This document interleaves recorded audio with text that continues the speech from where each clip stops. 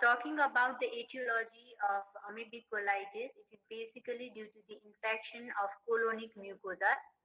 The organism, this protozoa basically attacks the colon mucosa, and this protozoa is Entamoeba histolytica. Okay, it is Entamoeba histolytica, and the disease is usually it's preceded by ingestion of the amoeba cyst.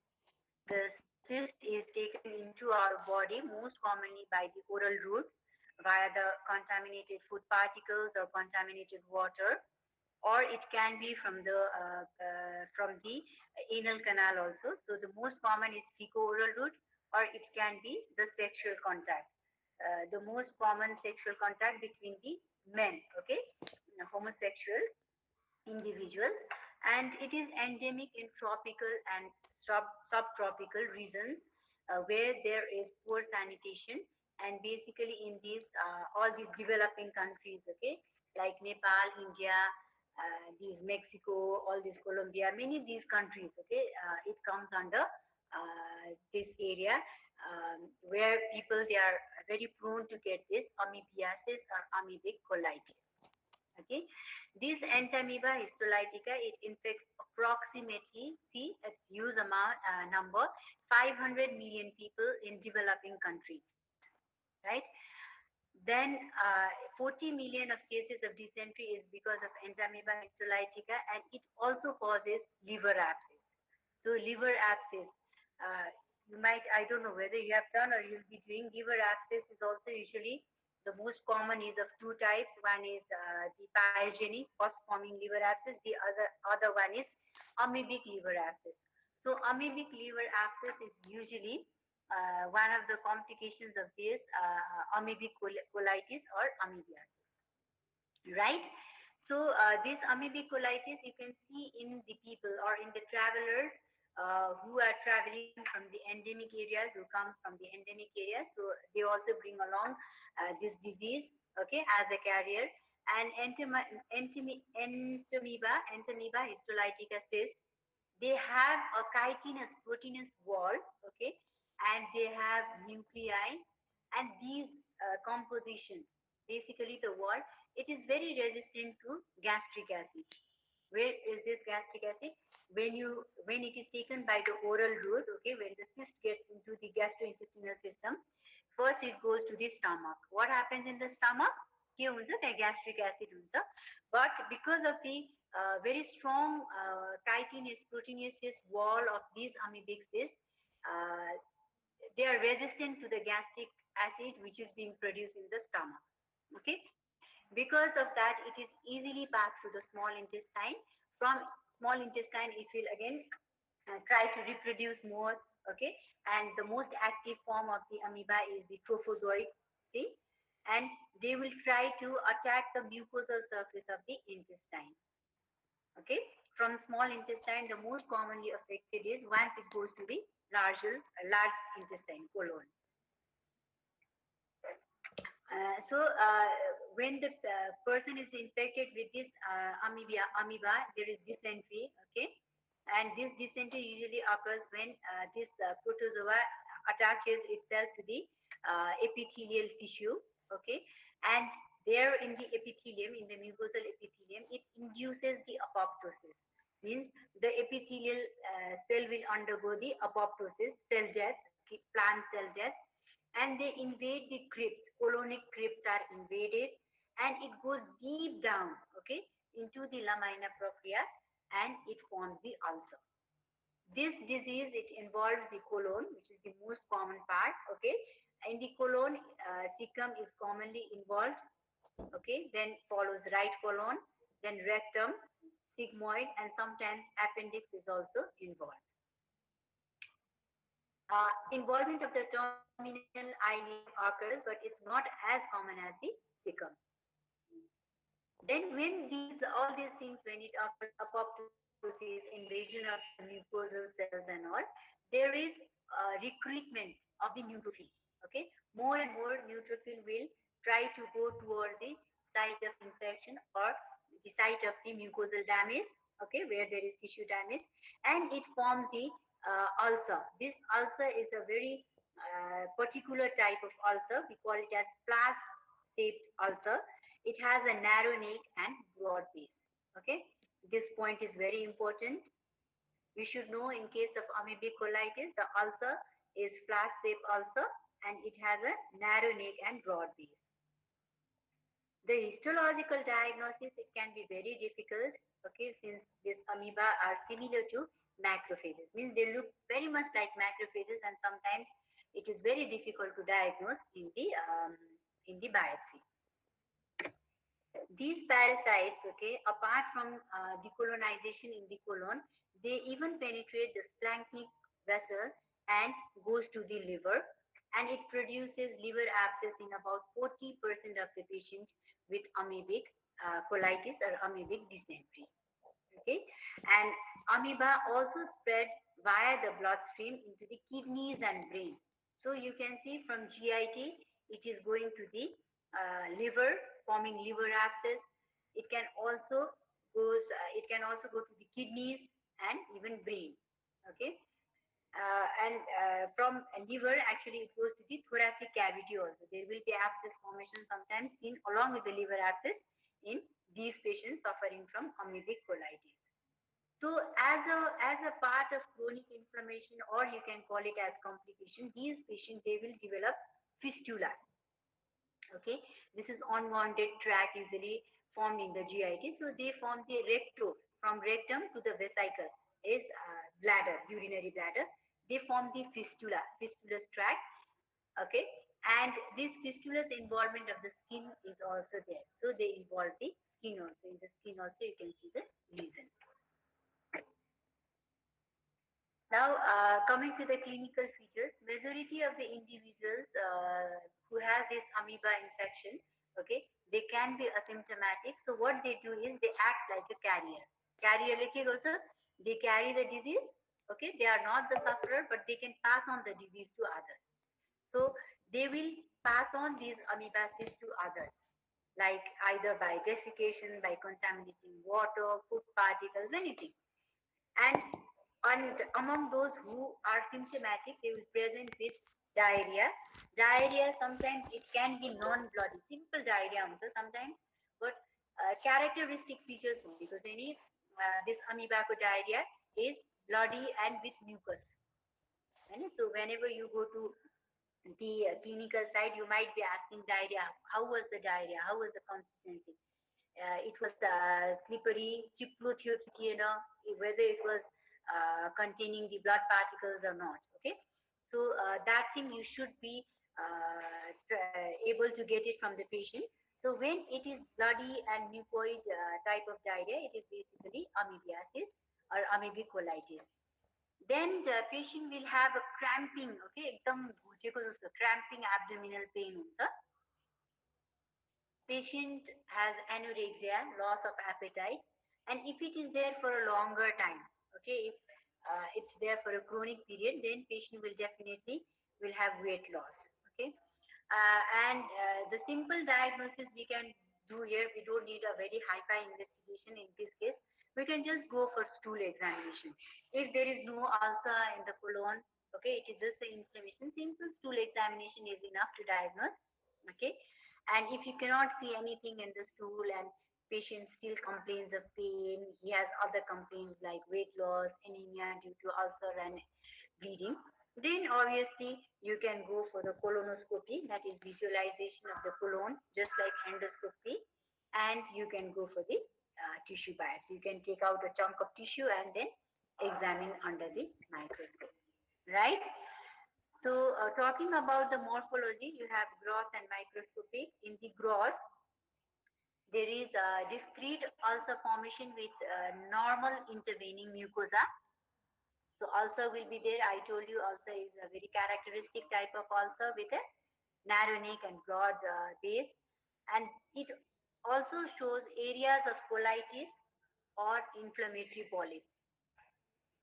Okay, so and in the microscopic, what you can see is there will be also formation, there will be damage in the mucosa, and these protozoa, these organisms, they go deep into the lamina propria, that is just beneath the mucosa. It can also produce this one, the necrosis, tissue necrosis, okay, with inflammation. Whenever there is necrosis formation and this lamina propria is involved, this inflammation is very less. Okay, little inflammation. Then just hold on. Okay, 1 second. Solve.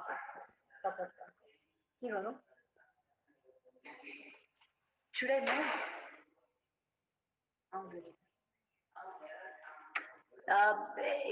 Are you getting disturbed by the background noise? लाइब्रेरीमा background noise आइरहेछ, तिमीहरूलाई आछ कि छैन?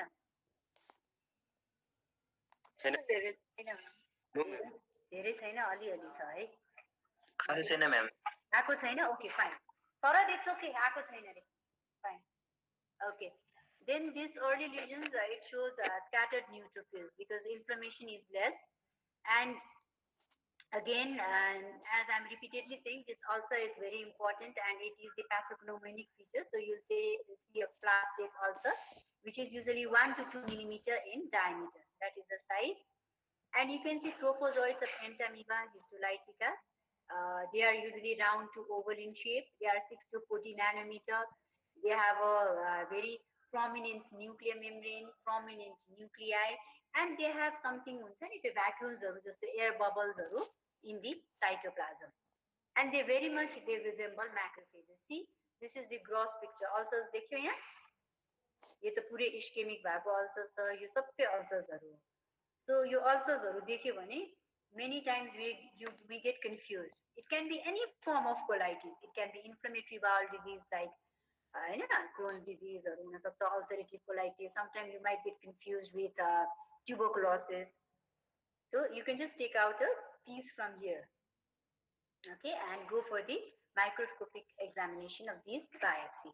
See, this is in the stool. Your examination ma yesto dekhcha. Entamoeba histolytica. Again, same thing. This is a bit a trophozoite. This is the active form of amoeba. So this is in the smear ma kasto dekhcha. Okay, stool examination, and in the smear, how does it look like? This is in the histology. So here you can see this side ma yo ke ho, yo ta mucosa ho. So these are the glands of the intestine. Okay, these are the mucosa. Still in the mucosa you can see lymphocytic infiltration. And here you can see the sheets of these Entamoeba histolytica. They very much look, see, these are all, they very much look like macrophages, sheets of macrophages. They are usually found in clusters and sheets. Okay. See, this is a more higher magnification. This is one, this is another one, there is one more here. So these are inflammatory cells, okay. Inflammatory cells could be neutrophil, it can be eosinophil, and these are the Entamoeba histolytica. So more magnified view, they very much look like macrophages. So people who are not aware of this, we get confused, okay, with the macrophage. So talking about the complication, the most common is, we said like in 40% of the individual, we see this liver abscess. When the patient has this liver abscess, they will have fever, cough, and dull aching pain in the right side of the abdomen. That is also in the right upper quadrant. Okay. Sometimes what happens, this pain from the liver, okay, liver abscess, it goes to the right chest or the shoulder, right chest, shoulder joint. And very few patients who has this liver, पहिला GI symptoms भइसकेको हुन्छ usually. So after 2 to 3 weeks of GI symptoms, only they develop this liver abscess. So when they have this liver abscess, only 1/3 of the patient they have these GI symptoms like bloody diarrhea, discomfort in the lower abdomen, okay, and all. And the liver is usually enlarged. It is tender. When you palpate, it is tender. And there is leukocytosis. What is leukocytosis? It is increase in the WBC count, okay, because of the inflammation, and there is increased liver enzymes. Okay, so whenever in any hepatitis, any inflammation condition of the liver, you get increased liver enzymes. Here also, you get increased liver enzymes. So another complication is perforation, because there is also formation. There is breach in the mucosa. Also formation is there. It can be superficial or it can be deep, depending upon the severity. Then you can have fistula formation. You can see the fistulous tract even involving the skin, okay, with the skin lesion. Or you can have acute necrotizing colitis, एकदम necrosis भएर जान्छ, ischemic type of necrosis. Okay, when you cannot overcome the ulcer. Or one of the very dangerous is the megacolon dilatation, permanent type of dilatation of the colon. And these acute necrotizing colitis and megacolon, they are associated with significant mortality. Okay.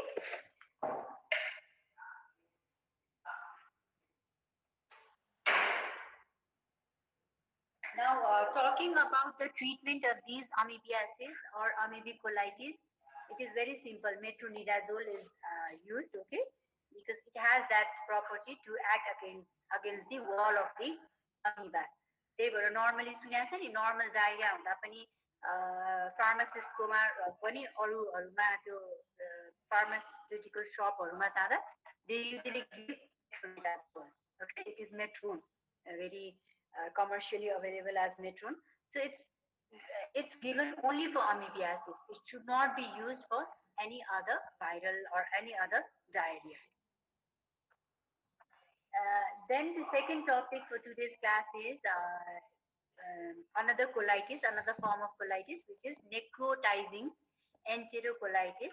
Okay, this necrotizing enterocolitis is a disease of neonate infancy. It comes under the topic disease of infancy or childhood. It is seen in newborn. It is an acute disorder of the small and large intestine, and this can result in the transmural necrosis. That's why it is called as necrosis is there, necrotizing enterocolitis. Okay, so there is transmural necrosis. It is the most common acquired GI emergency of neonate, and basically it occurs in those neonates who are premature. Premature भनेको के हो? 37 weeks भन्दा अगाडि born. If the neonates, they are born before 37 weeks, we call it premature neonate. Okay, neonates are children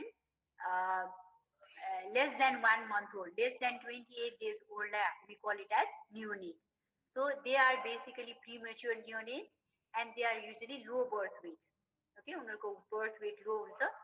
And usually it occurs at the time of oral feeding. So when you start oral feeding, breastfeeding or any formula feeding, then they will have this GI symptom. The incidence of the disease, okay, is inversely proportional to the gestational age. Same thing.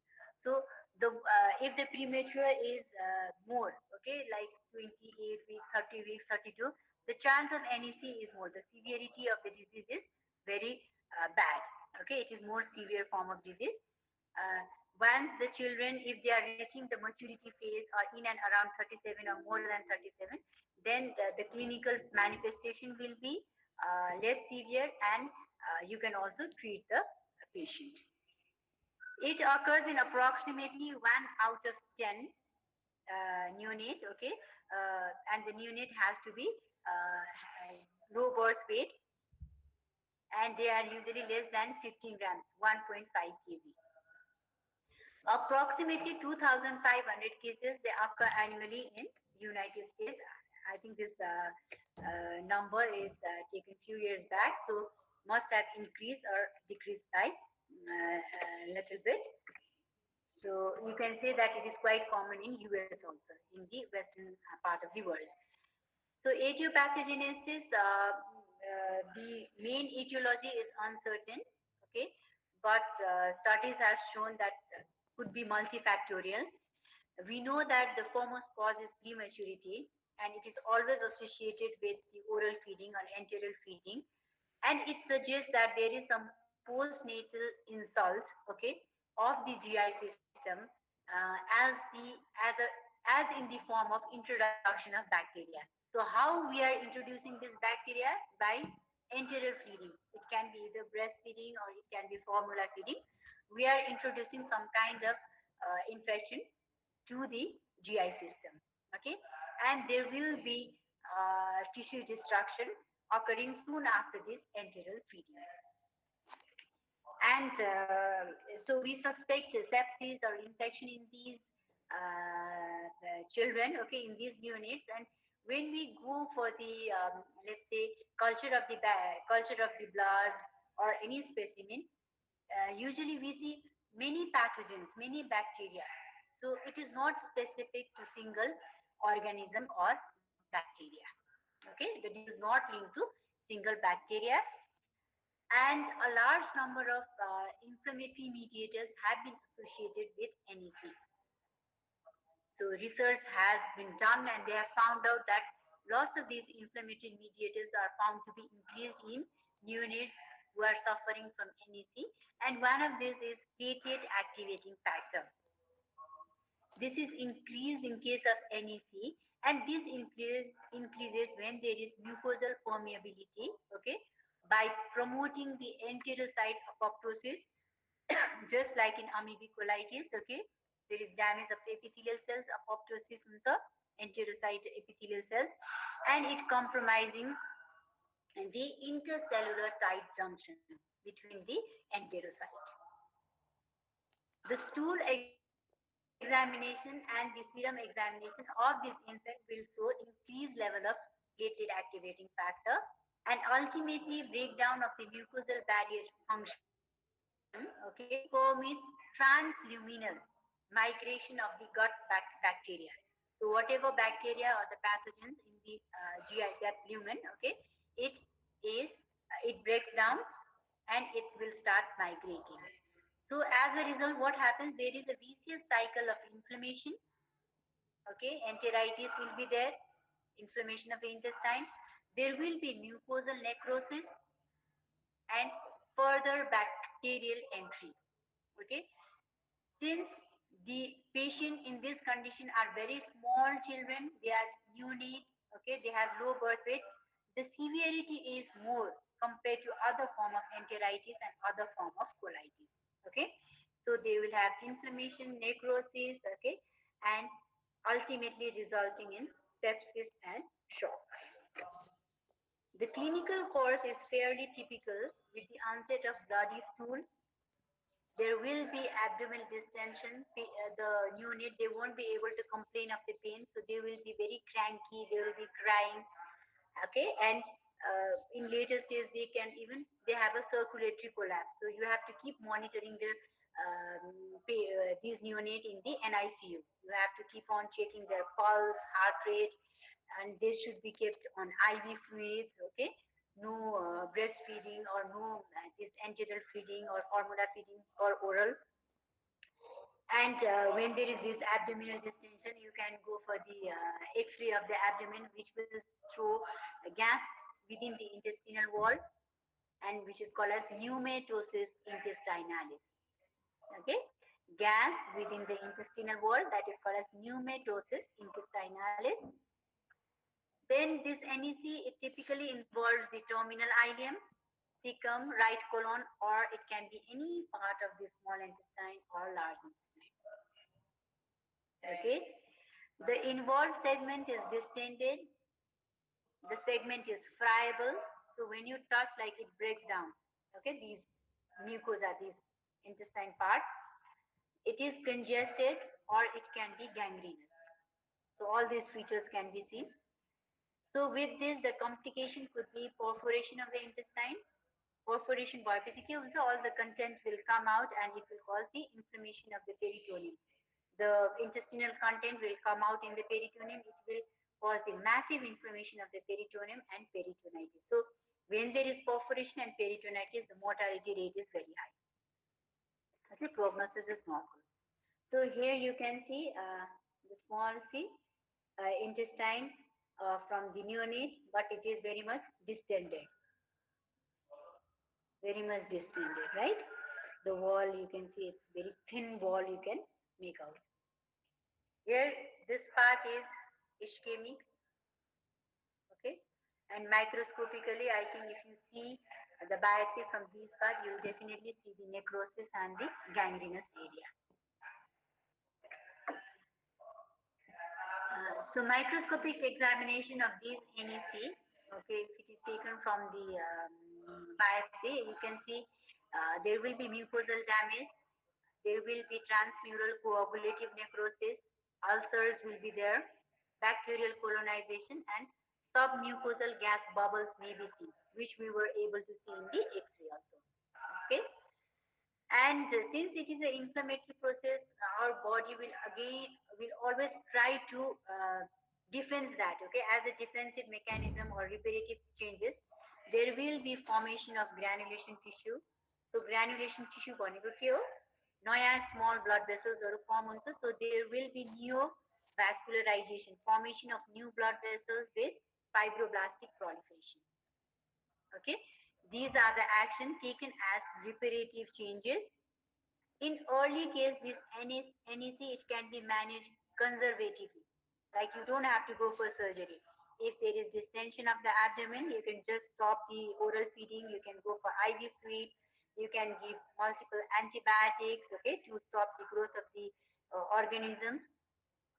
And if you cannot manage conservatively, okay, then you have to go for the resection of the necrotic segment of the bowel. So when we usually go for this resection of the bowel, okay, part of the bowel, then it is usually associated with high mortality, perinatal mortality. Okay, and if these neonates they have undergone this necrosis in the bowel and all, and even if they survive, okay, as a complication, they can develop stricture, narrowing down of the colon. That portion it will undergo the narrowing strictures and fibrosis, okay, and they will have difficulty in the GI symptom later. Okay, so I didn't realize. With that, I end the class. Okay, so the